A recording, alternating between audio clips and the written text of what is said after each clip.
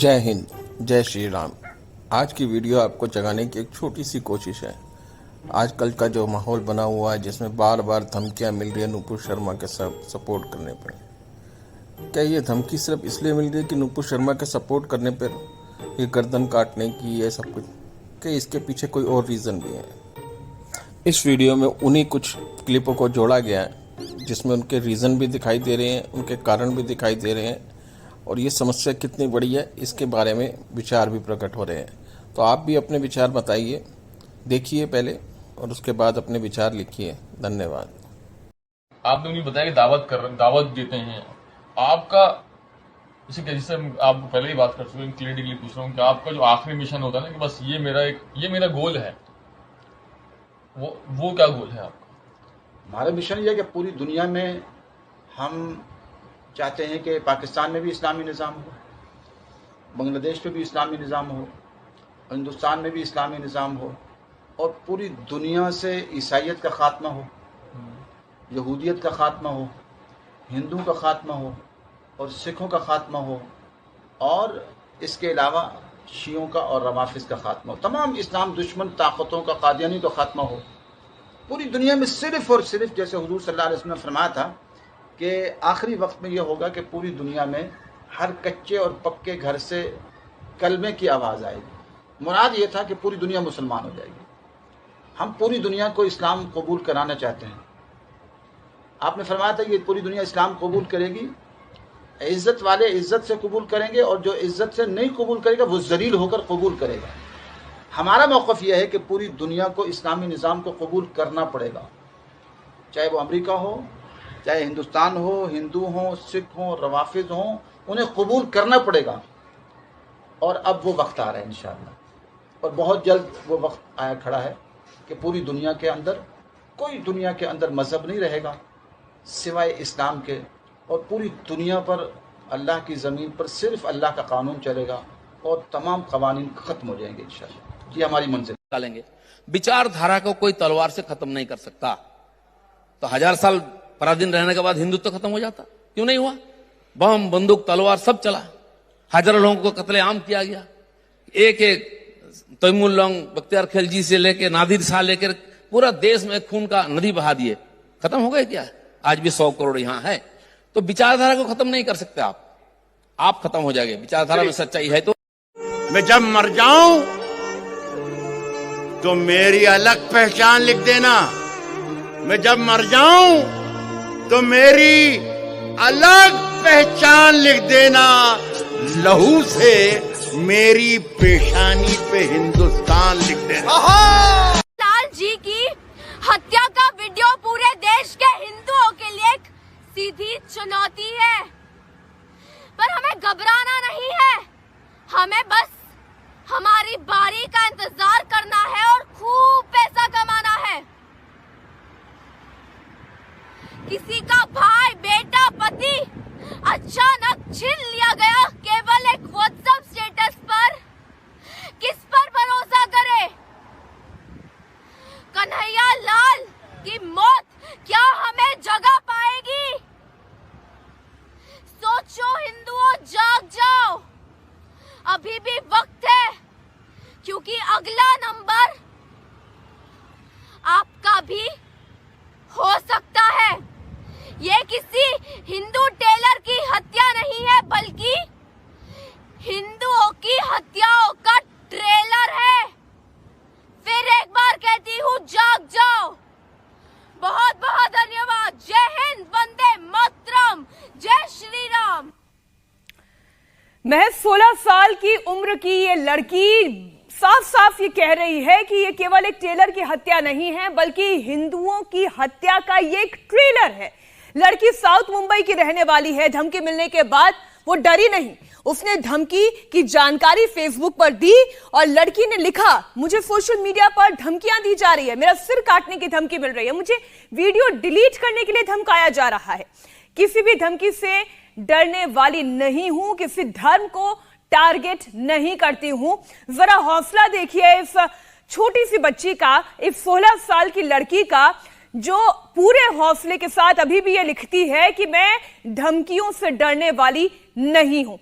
और गहलोत क्या बोलता है कि आप जय जय श्री राम के नारे क्यों लगा रहे हो, तो ये गलत है। हिंदुस्तान में हिंदू रह रहा है और जय श्री राम के नारे नहीं लगाएगा वो, क्यों नहीं लगाएगा? हिंदुस्तान हमारा हिंदू का है, वो जितने मुसलमान रहे वो खाली कर रहा हूँ यहाँ से, क्यों? हिंदू हिंदुस्तान का है और यहाँ पे हिंदू रहेगा।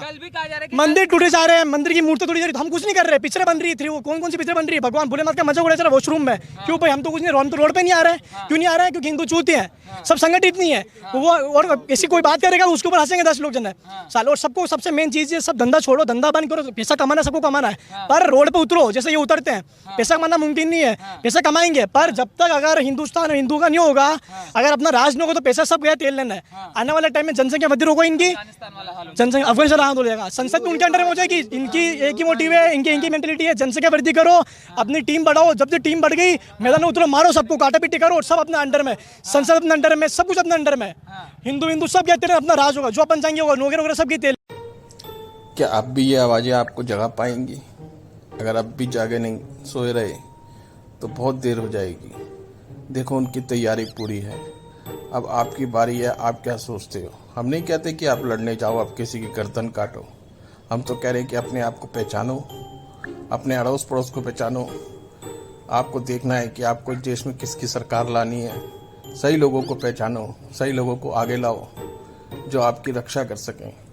अगर इसी तरह रहे तो एक दिन हम भी किसी का चारा बन जाएंगे और फिर वही होगा, सर तन से जुदा, सर तन से जुदा, और हमारे तन से सर जुदा हो जाएगा। वो बढ़ते जा रहे हैं और हम घटते जा रहे हैं क्योंकि हमारे में एकता नहीं है।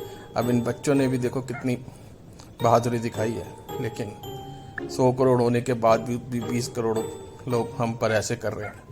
लड़ने से किसी समस्या का हल नहीं, लेकिन अपनी आवाज़ तो उठानी पड़ेगी ना। तो आवाज़ उठाओ, लड़ो मत, काटो मत, आवाज़ उठाओ, आवाज़ उठाओ। तो हिंदू राष्ट्र बनाना है तो उस पर आप क्या कहेंगे? देखो, हिंदू तो कोई ना कोई धर्म है ना कोई मजहब है, तो राष्ट्र किस बात का बनेगा? जय श्री राम। बड़ा श्री राम करता है। चल एक बात बता, अगर राम भगवान ही थे तो उन्होंने बाली को छुप कर क्यों मारा? इसका जवाब है तेरे पास? राम भक्त होने के खातिर मैं तेरे सवाल का जवाब तो अवश्य दूंगा, पर उससे पहले मैं तुझे ये बता दूं कि तेरे जैसे लोगों की वजह से ही आज लोग हमारे धर्म का मजाक उड़ाते हैं। अब सुन, श्री रामचरितमानस में किष्किंधा कांड में भी बाली ने यही प्रश्न प्रभु श्री राम से किया था कि हे प्रभु, आपने मुझे छुपकर क्यों मारा?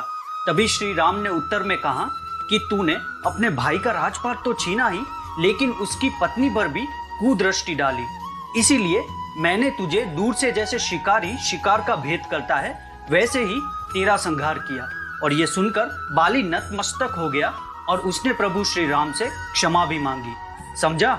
और कुछ पूछना है? नहीं भाई, मुझे मेरा जवाब मिल गया। तो बोल जय श्री राम। जय श्री राम। मुस्लिम दंगा ही नहीं है, मुस्लिम हक के लिए लड़ता है। पे कफन ही बांध के निकलेंगे, अगर हमारे उम्मत पे किसी पे बात आएगी तो सर पे कफन ही बांधी जाएगा। हकीकत बर्दाश्त नहीं हो रही नबी के लिए, तो हकीकत बर्दाश्त क्यों हो? ये हकीकत है ही नहीं। जब ये हकीकत है ही नहीं तो बर्दाश्त क्यों करें हम? अगर हकीकत दिखाओ तो बर्दाश्त करेंगे ना हम।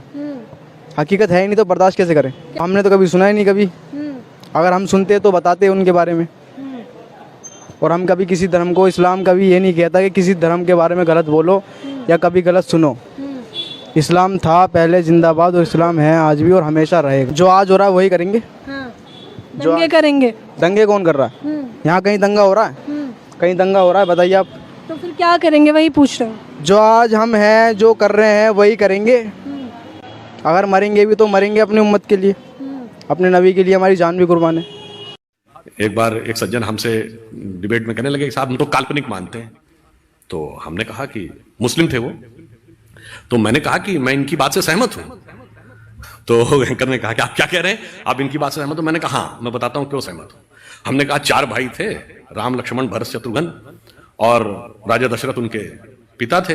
तो पिता के कहने पे राम चले गए वन में, तो लक्ष्मण भाई के रूप में वन में चले गए, भरत ने जाके वन में गए और थाली में राम की खड़ाऊ रख के लाके शासन किया। मैंने कहा एक और बाबरी परंपरा में भी एक 4 भाई थे, शुजा, मुराद, दारा और औरंगजेब। मैंने कहा एक ने बाकी 3 का कत्ल कर दिया, बाप को जेल में डाल दिया, और इतने से भी उसे संतोष नहीं हुआ, अपने सगे बड़े भाई दारा शिकोह का सर काटकर थाली में सजाकर जेल में बंद अपने बाप के पास भेजा। तो मैंने कहा जिन्होंने थाली में भाइयों के कटे हुए सर देखे हों उन्हें थाली में रखी हुई भाइयों की खड़ाऊ कल्पना ही लगेगी, इसमें इनका कोई दोष नहीं। में आ गया है, दरगाह सीईओ संदीप सारस्वत को हटा दिया गया है क्योंकि संदीप सारस्वत ही वीडियो में सलमान को समझाते दिख रहे हैं।